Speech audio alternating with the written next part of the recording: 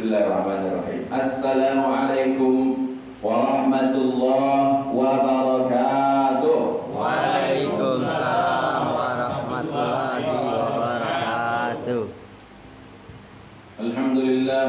Alhamdulillahilladzi hadana li hadza wa ma kunna linahtadiya laula an hadana Asyhadu an la ilaha illallah wa asyhadu anna Muhammadar Rasulullah. Allahumma shalli ala Muhammad wa ala alihi wa ashabihi ajma'in. Amma ba'd. Alhamdulillah, di awal kata sebelum tausiah dimulai kita memuji syukur kepada Allah Subhanahu wa taala atas segala limpahan nikmat. Wabil khusus nikmat iman dan Islam yang tentunya kita berharap sampai kita menghadap Allah sebagai puncak kenikmatan tertinggi. Nikmat iman dan Islam ini tidak lepas dari diri kita. Amin ya rabbal alamin. Salawat salam tersajikan, tersampaikan, terkirimkan selalu, terlanturkan selalu kepada junjungan alam, dikucurkan, dikocorkan, dikecerkan karena baginda Rasulullah SAW, Nabi tercinta, Nabi yang agung, beserta segenap keluarga beliau dan sahabatnya radhiyallahu anhum, sampai juga kepada para tabi'in, para ulama, guru-guru kita, warasatul anbiya wal mursalin, dan fadilahnya sampai kepada kita semua yang berusaha tunduk patuh kepada ajaran beliau dalam mengabdikan diri kepada Allah. Amin ya rabbal alamin. Jemaah sekalian yang sangat abi hormati, Bapak Kasepuhan kita Pak Muryadi, kemudian juga ada Bapak Wahid, ada juga Wak Leman, ada juga Kuyung, Pak Tony, yang sepuh-sepuh, Pak Iwan, Pak Iwan, mudah-mudahan, Abah, Pak Acung, Pak Mamat, Pak Bundal, Bundal yang mana wae Bundal ya? Aduh, lulus kelas Bundal. Ya, mudah-mudahan nanti satu saat akan kumpul lagi bersama kita. Ya, insya Allah berkah. Dan seluruh jemaah yang lainnya, generasi muda seperti Ian, karena ada Iwan Hadis, Ian Quran, dan juga ada Hafid, ya, kemudian Burhan, generasi muda yang muda-muda yang sangat kami banggakan dan juga semoga Allah muliakan. Burhan itu burung hantu kan? Burhan itu kan cahaya apa, petunjuk itu, Burhan Quran itu. Al-Burhan, Quran. Kata. Dan juga ibu-ibu nggak ada ya? Nggak ada. Goib berarti ibu-ibu lagi goib ya. Karena kalau yang ada itu maujud, di pesantren itu maujud, kalau ada itu maujud. Nah, jadi kalau misalnya ditanya di pesantren, iya hadir, maujud. Kalau lagi nggak ada, iya hadir, goib. Berarti yang tidak ada itu, yang tidak nampak adalah goib. Nah, ibu-ibu sekarang lagi goib. Jadi makhluk goib sekarang ibu-ibu. Dan ini ada di rumah. Ya. Juga ketua DKM kita yang lagi jaulah, lagi ngurili. Mudah-mudahan ngurilinya pulang-pulang bawa hasil seperti gorengan, hasil dari pahala, gorengan, ya, tambahan-tambahan kopi, kue-kuean lah. Pokoknya yang pesannya martabak, gitu lah. Kalau ada bulan-bulan martabak, nah, gitu. Ya. Nasi padang lah, bebas. Ya, jeung bakso. Iya, banyak banget permintaannya. Nah, oke. Nah, sekarang begini, Abi itu pengen mengenangkan kembali kepada kita semua bahwa Nabi kita Muhammad Rasulullah SAW dulu ketika haji wada itu pernah menyampaikan khutbah di hadapan 140.000 orang jamaah waktu itu, seluruh kaum muslimin.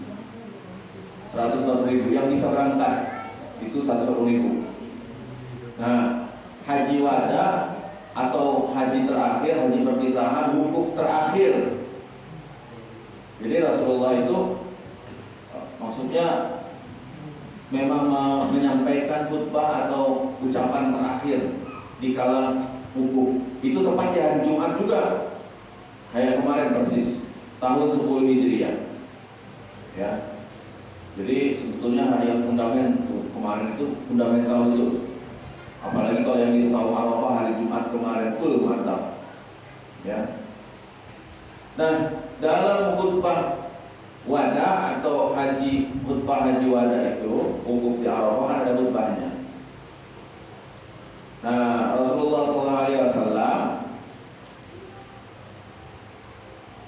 itu pernah menyampaikan dalam khutbah wukuf Arafah di padang Arafah wukuf itu. Jadi wukuf itu nggak bisa dipindahkan ke Jakabaring, nggak bisa. Wukuf itu mesti padang Arafah. Nah, kemudian dalam penyampaian khutbah wukuf, beliau menyampaikan begini. Yang pertama, tentang jelas wasiat takwa. Penyampaiannya adalah wasiat takwa, bertakwa kepada Allah dengan melaksanakan perintah. Jadi begini, wahai manusia, bertakwalah kepada Allah dengan melaksanakan perintahnya walau berat melakukannya, dan jauhilah larangan Allah dengan sejauh-jauhnya walaupun berat kita melaksanakannya. Nah, itu yang pertama beliau menyampaikan di awalnya begitu.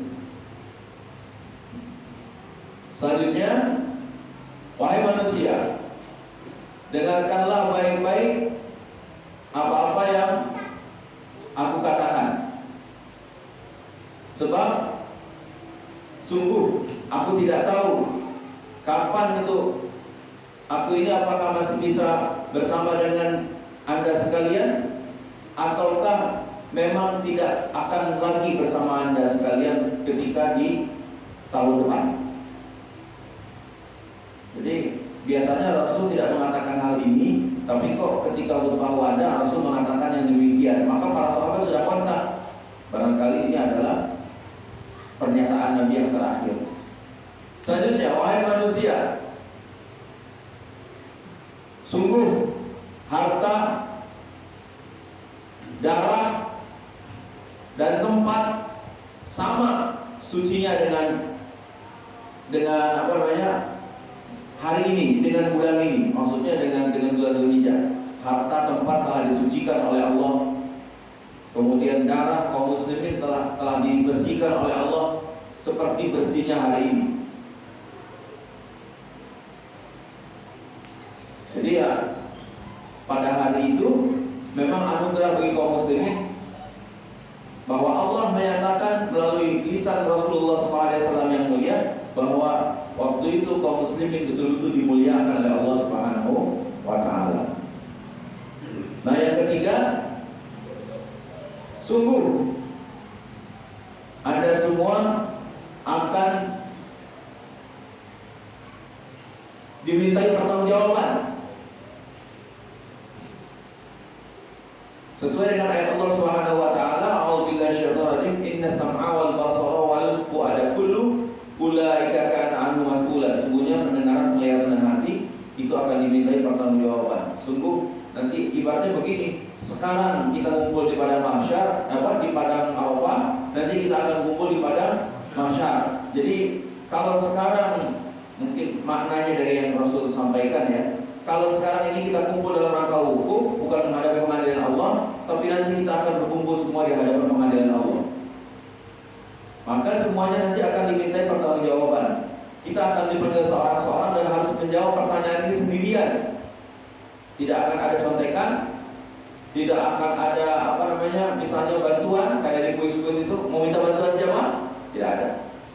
Ya, manggil memanggil tidak ada. Kecuali bila bantuan itu Allah kehendaki, misalnya seperti para jamaah ya. Para kita suka berjamaah di masjid, di musola, suka berjamaah kan. Nah, itu akan akan bisa membantu kita yang masuk dengan jamaah yang lain.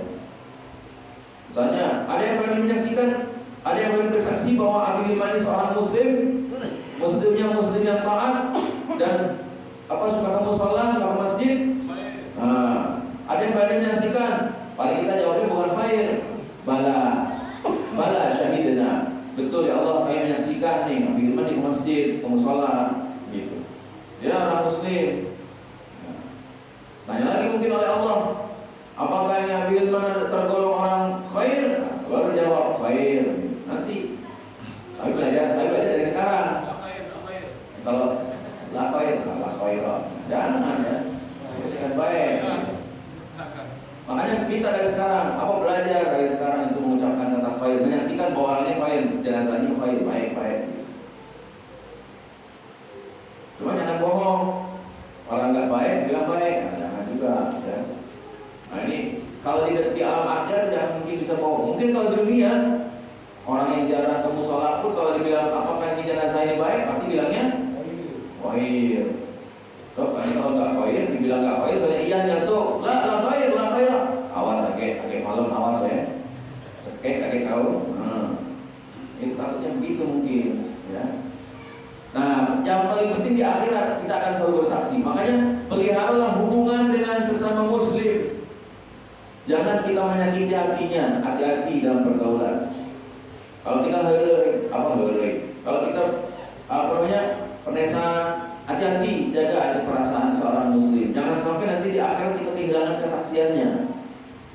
Ya, harus dijaga. Pokoknya hubungan dengan sama muslim itu harus baik sebaik-baiknya.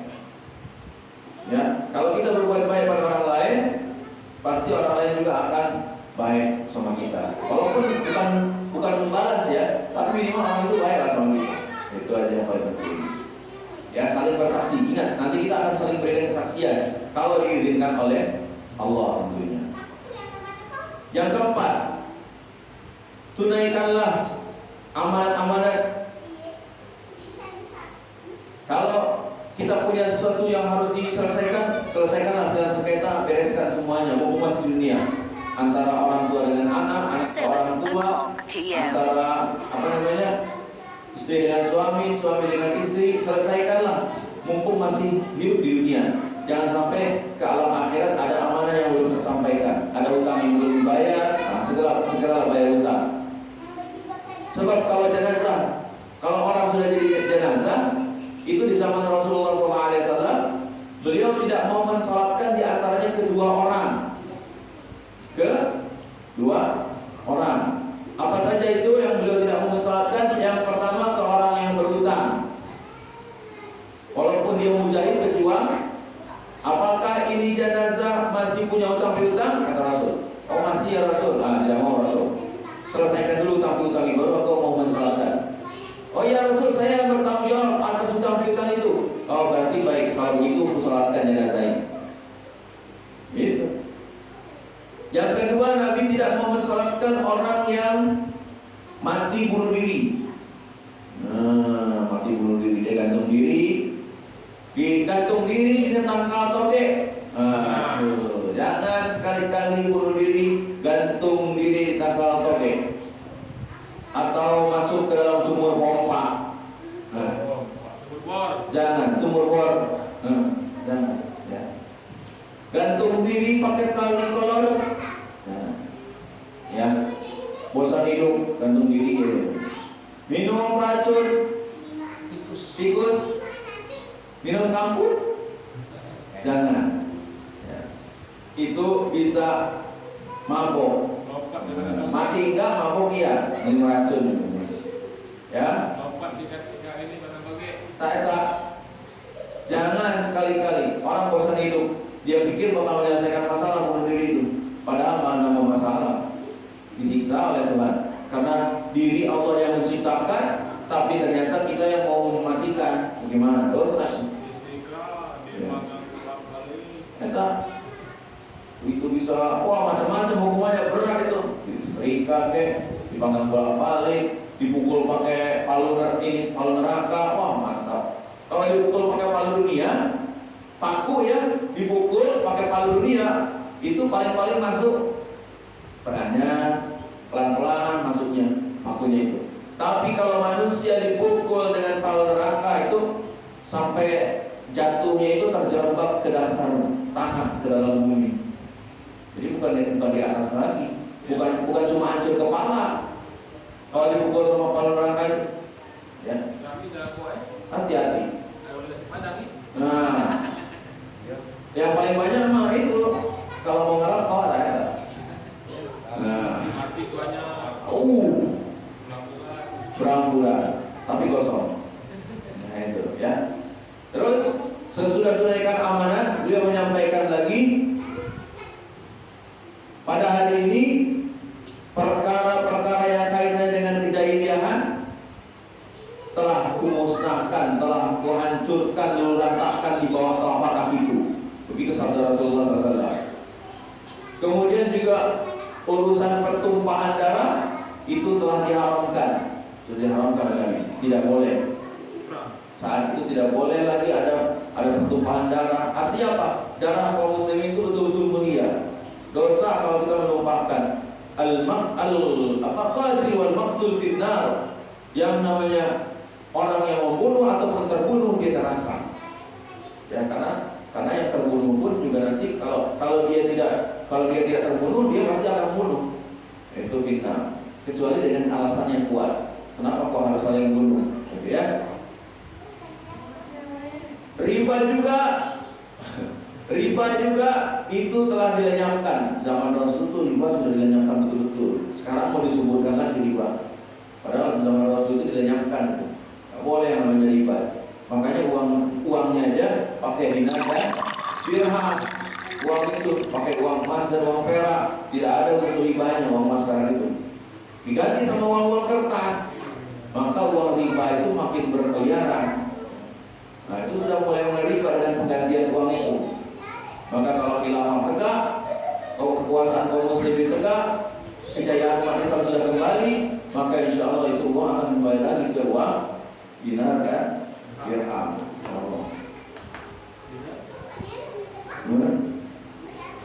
Wahai manusia, dan juga lagi wahai manusia, takutlah kamu dalam urusan yang namanya terkait dengan wanita. Takut dengan peyem. Takutlah kamu dengan urusan wanita. Kenapa harus begitu? Karena urusan wanita ini adalah urusan yang paling bahaya. Ibarat kata kalau wanita itu tercipta dari tulang rusuk, bentuknya pasti bengkok. Kalau diluruskan dengan paksa dia akan patah.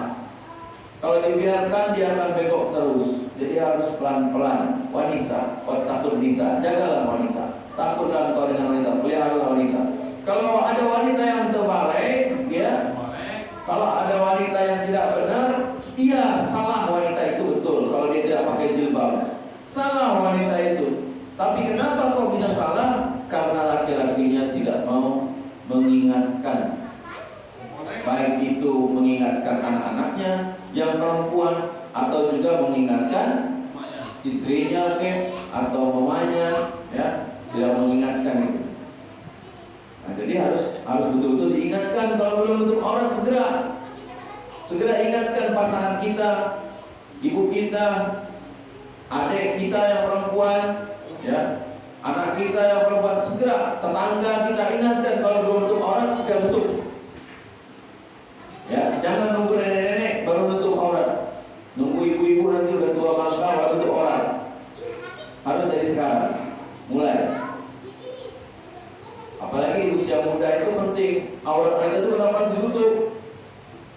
Kalau guru Abi pernah memberikan contoh, kalau ikan itu yang ditutup dengan gedung saji, dengan yang terbuka di atas piring, itu akan mudah diambil kucing yang mana? Nah, pasti ada atas piring. Kenapa? Tidak disegel, tidak ditutup, dibuka-buka begitu. Ikannya istilahnya telanjang bulat, mudah kucing ambil. Tapi kalau pakai gedung saji, wah repot juga kucing ambilnya. Kalau gedung saji yang berat, artinya apa? Wanita yang menutup aurat dengan wanita yang membuka aurat itu pasti lebih berharga yang menutup aurat. Walaupun mendatangkan penasaran, tapi tidak sembarangan orang berani mendekatinya. kecuali wanita itu sendiri yang menyerahkan diri. Gitu. Ada kalau wanita itu menyerahkan diri, ya menyerahkan diri kan macam-macam caranya, bisa membuka aurat atau bisa jadi dia pakai jilbab tapi gaulnya nggak benar. Itu namanya menyerahkan diri. Maka penghargaan wanita, penghargaan laki-laki kepada wanita yang menutup aurat dengan sopan, yang bajunya longgar, tidak menutup tubuh, itu akan lebih berharga wanita. Benar, lebih berharga. Ya, jadi harus disayang. Wanita yang betul-betul menutup aurat itu adalah menyayangi dirinya sendiri. Karena wanita itu makhluk yang mahal harganya, dimuliakan oleh Allah, diibaratkan lebih indah dari perhiasan dunia. Hafal meren hadisnya meren? Meren. Hafal kan? Ad-dunya mata' wa khairu mata'iha al-mar'atus salihah.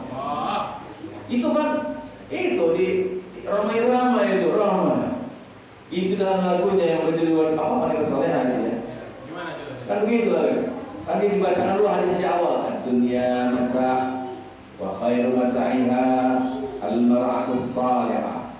Dunia ini perhiasan, dan sebaik-baik perhiasan adalah istri atau wanita yang saleh. Dunia perhiasan, tapi lebih tinggi dari perhiasan dunia itu adalah wanita yang salehah. Itu. Jadi harus harus bahagia, bangga kalau kita bersanding dengan wanita salehah yang tidak sembarangan buka-buka aurat. Harus bangga kalau kita melihat seorang gadis yang dia itu ternyata menutup aurat dengan baik. Jangan sampai menutup tapi kayak lontong dibungkus, menutup tubuh. Jangan juga. Ada orang nutup jilbab, pakai kerudung di kepalanya. Tapi rambutnya kemana-mana. Ada orang yang pakai kerudung dia di kepalanya, tapi tangan pendek bajunya. Ya, jadi harus benar. Kalau untuk orang itu yang ikhlas, yang benar-benar aja. Inilah mengingatkan wanita ini. Wanita ini makhluk mulia, maka jangan dihinakan, jangan sembarangan, jangan biarkan orang lain sembarangan menatap wajahmu. Jangankan mencicipi tubuh, ya mohon maaf. Menatap tubuh aja itu tidak boleh sembarangan orang, karena saking mahalnya wanita muslimah. Dulu satu orang wanita muslimah digoda di sebuah pasar milik Yahudi. Wanita muslimah lagi belanja Shopping di pasar muslim, di pasar Yahudi ya, bukan buat orang Islam, di pasar Yahudi lagi shopping wanitanya. Ya, beli kebutuhan biasalah. Wanita muslimah, wanita baik-baik untuk aurat dengan sopan. Ada orang yang melakukan hal kurang ajar, dibuka-buka, berbagai dicolek-colek biasa gitu ya. Nah, itu langsung ditikam sama laki-laki muslim, sama orang muslim, ditikam, dibela. Seorang wanita ini dibela sama orang muslim karena saking mulianya wanita muslimah, dibela, ditikam. Wah, habis itu laki-laki muslim itu dihajar sama orang sepasar karena pasar Yahudi. Habis mati laki-laki muslim ini, dia syahid membela kehormatan seorang wanita. Padahal wanita itu bukan siapa-siapa dia.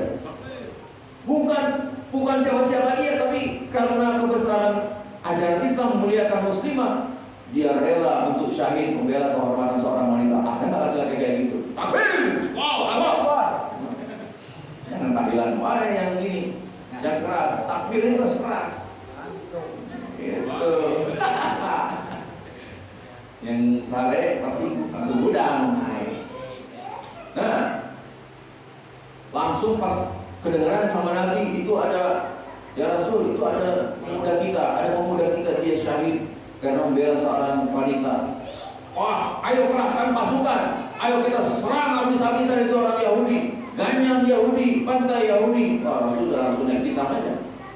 Karena seorang muslim mati juga gara-gara membela seorang wanita muslimah. Wah, sampai orang Yahudi itu nyembah-nyembah kepada Nabi supaya jangan dibantai gara-gara peristiwa itu. Gagal aja akhirnya kan. Dulu hati Nabi itu dimaafkan, tapi jangan sampai bangsa kamu itu ada berkeliaran di Madinah lagi. gitu aja. Aku tidak mau melihat. Adzan belum? Belum. Dan aku tidak mau melihat. Gitu. Tidak jadi dibunuh tapi diusir dari Madinah. Itu kalau dulu orang Islam berpuasa, kaum muslimin berpuasa, seorang muslimah di apa-apain, dibela oleh Nabi. Kalau sekarang, jangankan wanita muslimah digoda, yang menyerahkan diri aja, yang pacaran di jalan-jalan banyak banget. Ya, banyak banget kalau sekarang. Boro-boro kehormatannya mau dibela, malah diserahkan. Sekarang susah makanya. Maka dari itu Rasulullah SAW sangat mewasiatkan untuk takutlah kamu dalam urusan wanita. Hati-hati, wanita itu barang mahal, barang bagus, barang mahal. Udah barang bagus, barang mahal, barang indah, mantaplah wanita. Selagi dia mempertahankan, menjunjung tinggi kesolihahannya, itu barang bagus, barang mahal. Nah, kemudian tadi amanah segera tunaikan. Kemudian halal haram, ya, yang halal segera dilaksanakan, yang lakukan hal yang halal dan jauhilah hal yang haram. Karena yang halal itu masih lebih banyak daripada yang haram. Nah, kemudian nasihatilah. Apa itu? Nasihatilah segenap orang-orang, saling menasihati, saling berdakwah, tawassaw bil haqq wa tawassaw bis sabr. Saling menasihati dalam kebenaran, saling menasihati dalam kesabaran. Laksanakan itu yang namanya dakwah. Karena itu adalah silaturahmi yang sesungguhnya, saling mengingatkan. Ya. Lanjutkan lagi, berapa menit lagi? 7 ya, sedikit.